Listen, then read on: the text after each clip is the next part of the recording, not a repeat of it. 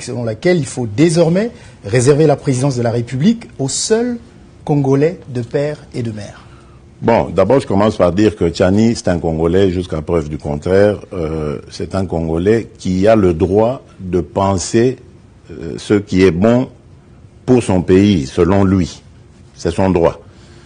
Donc on ne va pas ici faire le procès de Tchani parce que nous voulons qu'il y ait la démocratie, que chacun puisse s'exprimer. Ça, c'est clair.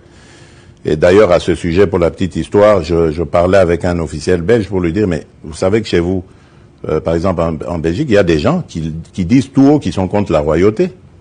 On ne les met pas en prison, on ne les fait pas taire. Mais est-ce que la royauté s'en va pour autant, elle change pour autant? Non. Le roi est là et il est bien là. C'est la même chose. Alors maintenant, puisque vous demandez mon avis, moi je fais simplement un constat. Je ne vais pas donner mon avis, j'ai pas envie de rentrer dans cette polémique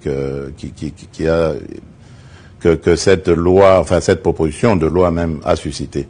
Mais je dirais simplement, est-ce que être Congolais de père et de mère suffit à garantir une bonne gestion des Congolais de père et de mère, des autres Congolais, de nos compatriotes, de père et de mère ou d'un père, d'une mère, voilà. Donc, est-ce que cela suffit comme critère pour servir son pays de manière loyale, fidèle, et ses compatriotes de manière convenable?